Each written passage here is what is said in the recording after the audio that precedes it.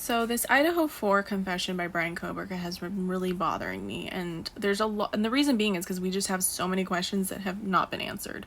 In this video, I jotted down a bunch of questions that I feel have not been answered, and I kind of wanted to go over them with you. And then if you guys think of anything, please put them down in the comments, because I know there's tons more, but this is just off the top of my head. So number one was, what was the motive? The fact that they never require that as a requirement of the plea has never sat well with me.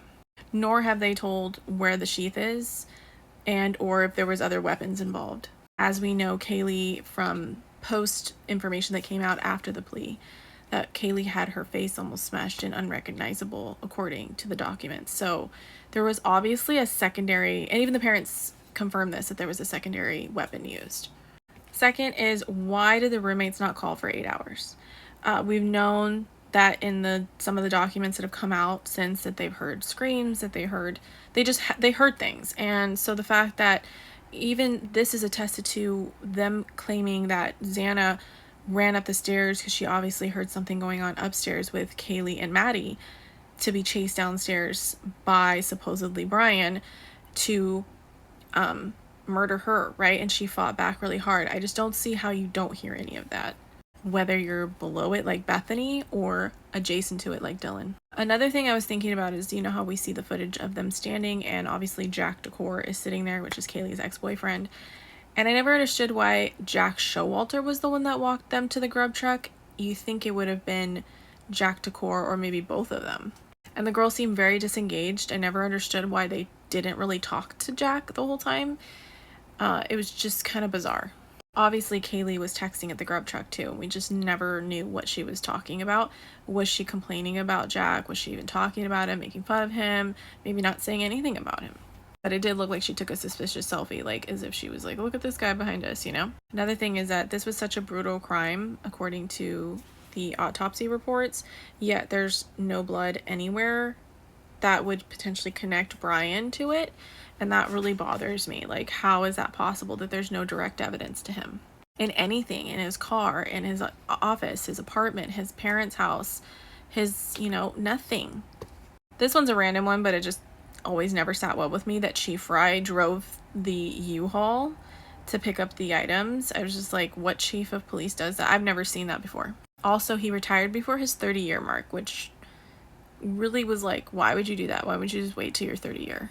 Did Kaylee have an actual stalker? Now we know that there was instances from the paperwork of the kids feeling uneasy and seeing things, something with Kaylee's dog. Like there was reports of suspicious behavior, yet they never really took it seriously and then just kind of wrote it off like, oh, we didn't find anything. One that has always really bothered me is, what was the exculpatory evidence that Bethany Funk had for Bryan? Because remember, the defense originally said, oh, she has exculpatory evidence for Bryan, so they were trying to call her and she was fighting it. What was it? And why hasn't she attended anything? Whereas like Dylan actually put herself out there at the plea hearing, and I give her major props for that, even though I do think their whole actions during that night and after were really weird. I do have to give her props for showing up and actually confronting him face to face and saying what she needed to say. Whereas Bethany had someone else read her statement. And why was Bethany not as much vilified as Dylan? I never understood that either. They were both in the house and they both didn't do anything. What I mean by that is that they didn't call or get help sooner. The white car that was found burned in Eugene, Oregon, how was that cleared? Because it was a white Hyundai Elantra. It was burned not far from the area, and yet they were like, oh, it was cleared. It's like everything in this case was just cleared so fast. I mean, Jack Showalter, Jack Decor, anyone that was potential suspects around the victims were cleared like that, and I just don't understand how. Also, them saying that it was a targeted attack.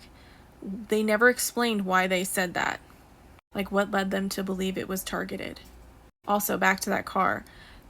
Supposedly, the car was sold to the current owner, by the 1122 landlords that were also on sex registries. So that was interesting that there's some weird connection there. The next part is, why did not the police not find the grub truck footage first? They were supposedly had to have done a canvas of the area, right? But yet the Goncalves family found it first and quickly. Obviously, I already mentioned this before, like where is the murder weapon or weapons, and why no details as a part of the plea deal or the motive given.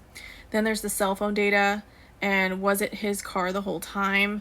You know, a lot of people say it was stitched together and it was different vehicles that they're trying to say is one vehicle. Why would he bring his cell phone and personal vehicle to the crime? It doesn't make sense, especially when he's a PhD in criminology. Either he's really dumb or this isn't true. I just don't see a PhD in criminology student making that kind of mistake. Was his cell phone even actually near the house? We know that there's cell towers that are shared, and it's only, a 10-15 minute drive between the two cities, and that are the towns, and so it's like he could have been at his apartment and it's still pinging off of their tower. Was Bryan mentally fit to give the plea? We know that they were trying to argue that he had Asperger's or something. I can't, please, I'm butchering that, but he has autism and he has a lot of different things like OCD. Was he mentally fit to give this plea? What was the evidence given to the grand jury? We still don't know that information, and the fact that the defense was lacking in being able to cross-examine that evidence or witnesses. Did that violate due process some way? Why, for a typical college murder, we see it all the time on these, 48 hours type of things. If it's a typical college murder, yes, there was 4 students, right? Quadruple the crime. But it's a simple college town murder, mass, psychopath. But yet the gag order has been so strict. I'm talking tons of things redacted, everything sealed. It's almost to like a federal level case. Why? If it's just a typical college town murder with a normal, I hate to say normal psychopath, but you know what I mean? Like, it's just an everyday story. We see it all the time. But this has just been to the level of secrecy I've never seen before. Did Bryan Kohberger's education or studies influence the case, whether influencing the outcome of the case or him committing the case? He studied under Dr. Ramsland, so who knows? Well, we don't. That's why I'm asking all these questions. The U of I connections, the idea that the president of U of I, that was his childhood home that this happened in, that he was an eye shot of the house from his personal presidential home on campus, that they were given the house, the school, when it had nothing to do with the school. It was not on campus line, it was on the border. So why was the house given to the school, and then the school so in a rush to tear it down? How reliable was the DNA matching? Was it legal? We have seen no chain of custody on that. Could someone else have been involved, like Bryan Kohberger? We know that was a really mysterious death of his as well. Why has this case taken so long to get to a trial date? Even though we know it's a plea and he's pleaded guilty at this point, that trial took forever. Why did it take so long for the examiner to get to the crime scene, when I've seen other professionals say that they're supposed to be the first on the crime scene because they have to control who comes in and out of that crime scene and rule out whoever has been inside already? Why have we seen no body cam of the scene, the crime scene, the first responders, nor photographs? I mean, yes, they can be blurred out, but we've seen nothing. There was that day that there was that big tent over.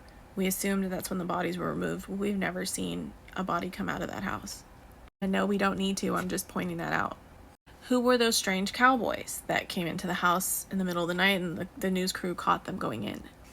Was the knife sheath planted?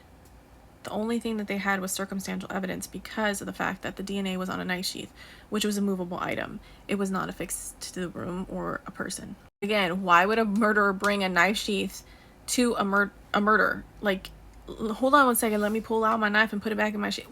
Come on, guys. Besides, aren't those things supposed to be like wrapped around your belt so that they don't easily fall off? We saw no visible injuries on Bryan, despite it being such a brutal crime. And there was a drug bust that was done right after he was apprehended. But also, was Bryan a patsy? These are all the ideas and thoughts that come to my head that I still don't have answers to. But if you like this, make sure you like and subscribe, and I will be back with more. Please put your questions down in the comments if you can think of anything that you're like, sure, that don't make sense and we don't have an answer yet. But thank you for watching.